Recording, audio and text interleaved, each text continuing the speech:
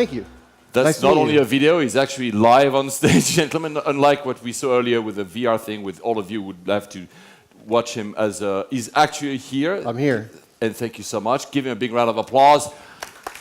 Thank you. So, viral videos. That's what I'm going to talk about today. Creating viral videos to sell companies. Like you just said, my name is Weston. Weston Green. And I have 53 YouTube subscribers on my channel. So I'm like the right person to be talking about this today. If you Google search me, yeah, not much comes up either. So just want to introduce myself, let you guys know who I am and what I'm about. So starting off, I've been making videos for a long time. I mean, I don't have the subscribers, but I've been making videos for a long time and for different reasons. This is from 7th grade. Yeah, this is from 7th grade, like 20 years ago. And I made this film because I needed to figure out a way to not write a paper. So I got my friends together, and we just started making movies instead of writing papers, and it was fantastic. We'd go through like the history book and pull some quotes, and then just make it. And then we'd play it for the class. The rest of the class would be really pissed, and then our teachers would love it. Anyways, I did that through college. That was 10 years ago, which is crazy. Then I had a decision to make. And the decision was, do I want to go work on a Four Christmases, a Vince Vaughn and Reese Witherspoon movie, and be a production assistant, or I had an opportunity to take an internship at Funny or Die. I chose a startup. And this is the coolest thing in the world, and this has set me on my path to be here today. This is an actual conversation I had in my first week. Should we get a Twitter? Marketing director, Funny or Die, 2008.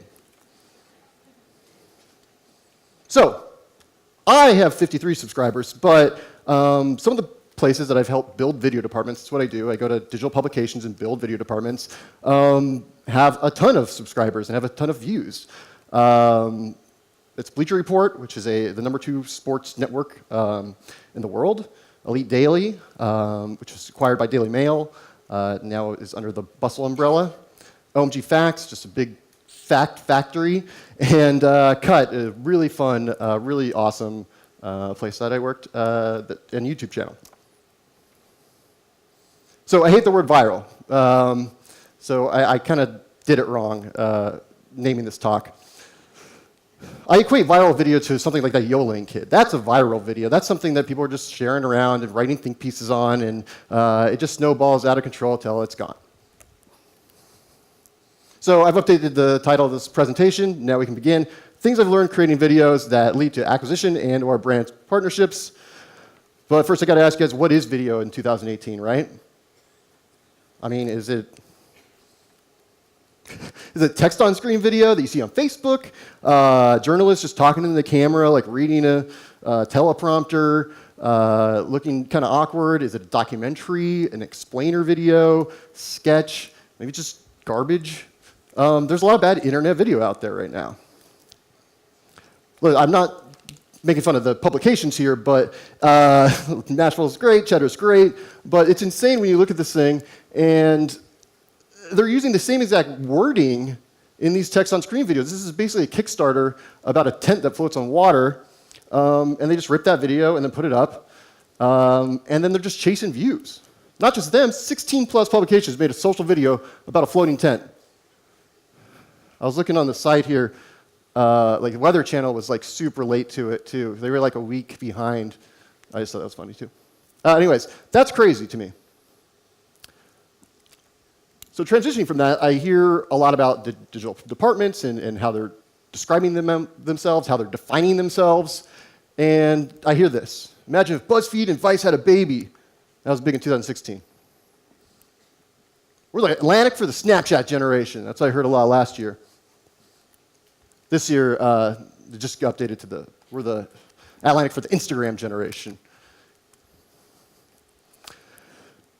Here's a quote from Josh Toplowski. He runs The Outline. But I think you all should just read this for a second.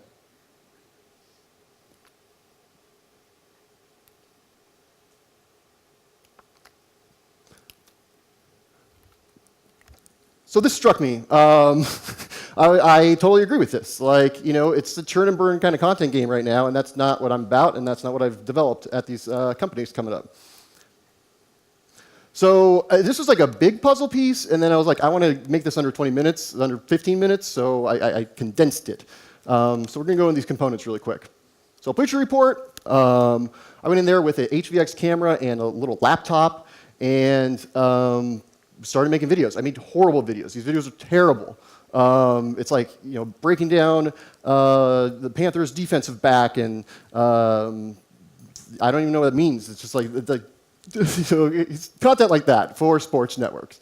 But so what I learned at Bleacher Report was commit to brand identity. We knew we were going after ESPN. We wanted to be the #1 news sports place for, you know, millennials, for the world. And we went all in on mobile. We had an amazing mobile app, TeamStream. And yeah, that was our guiding light. That was our true north. We're going after ESPN. We want to take them down. Make a lot of bad videos, did that. Invest in people and equipment, which I'll get to in a second. Ask questions. And then thumbnails. Thumbnails are really good, and we're going to talk about packaging at the end. So you've probably seen this in like a DigitalK article or something, but I feel like people talk about this stuff, but it's never applied. Like we talk about like, oh, would you watch this, and would I share this, and you know, what's the emotional connection? Like I don't know how to make an emotional connection with like a 30-second video about a running back. Do I love making this? A lot of times, like in these digital departments, people end up not loving it, not loving making videos, and like that's the whole point. Like we're here to make videos, like get paid to make videos. It sounds super cool, but in these like kind of churn and burn environments, it's soul sucking.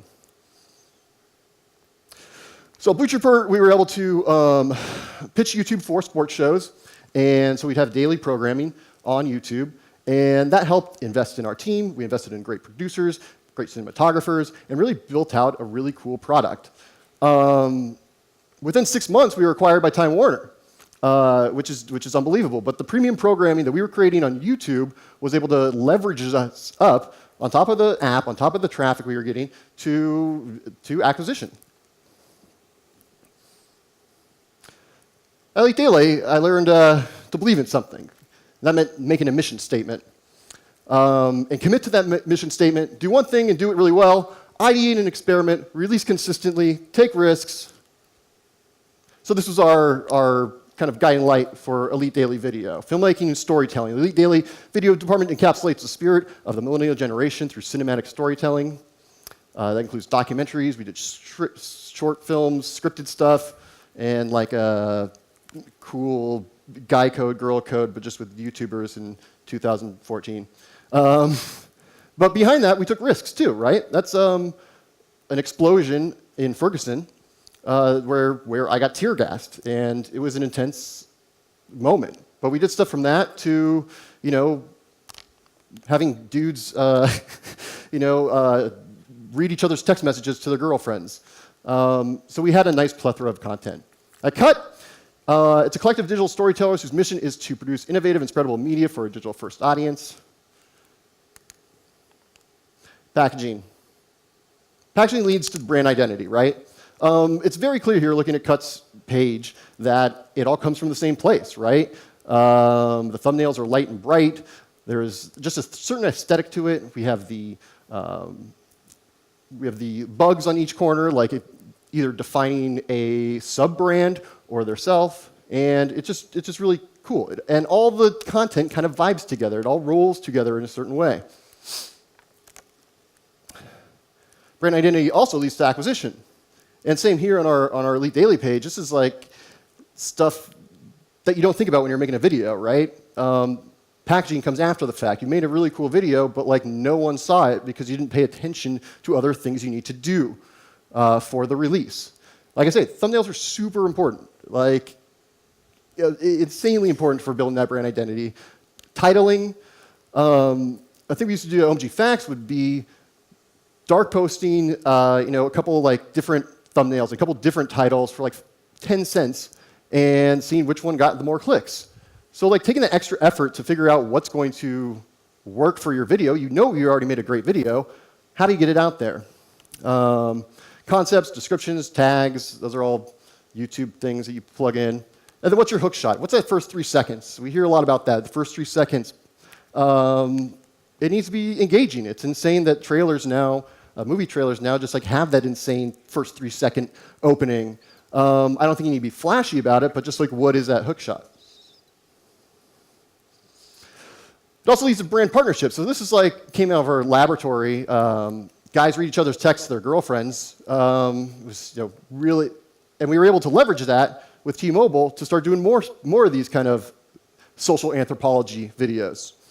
Moms snooping through their sons' phones. Dad reads texts their daughters sent to their boyfriends.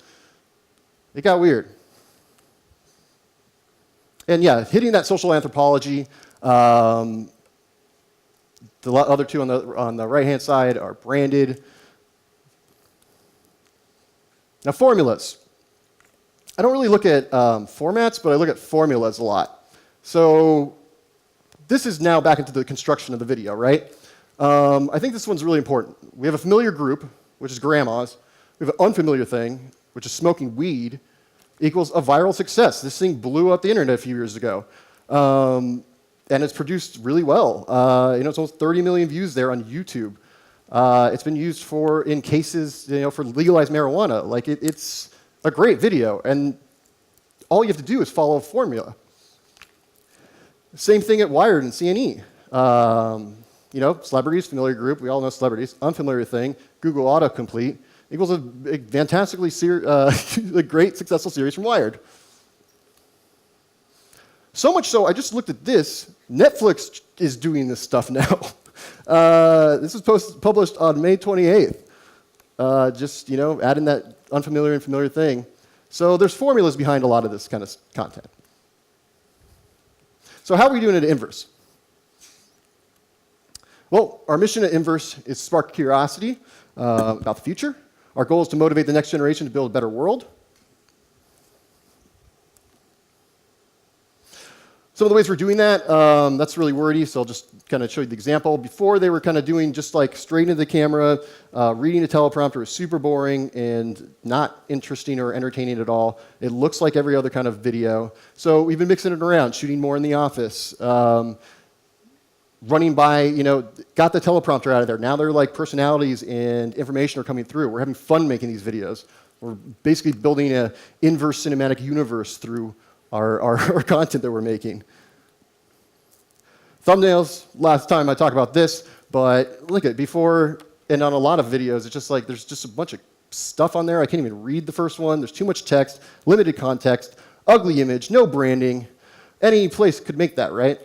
So we cleaned them up. We're cleaning them up, limited text, extreme content, that the bird does suck, beautiful image, green, clean branding, and light and bright.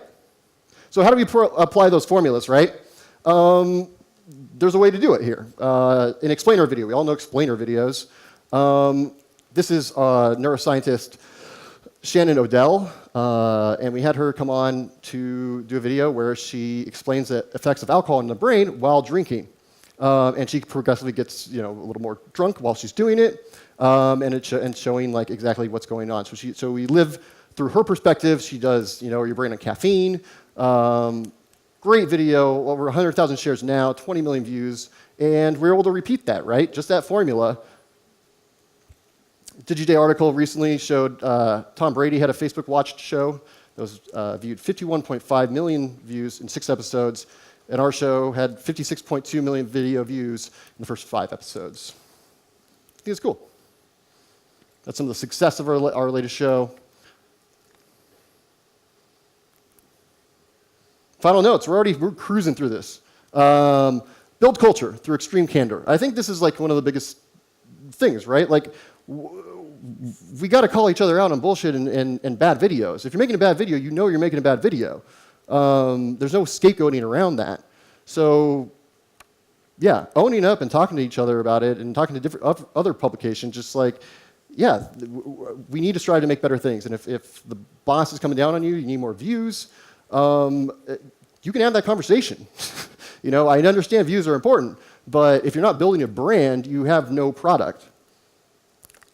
Platform specific, I don't really need to go crazy on this one, but yeah, where are you making that video? If you have a 16:9 video explainer video and you put it up on Twitter and Instagram and all these things and just like upload it and it cuts off after 60 seconds, it's just boring and dumb and not smart. If you're going to be putting it on different platforms, you need to be using the actual aspect ratios, the ratios that people are going to click on, or thumb stop.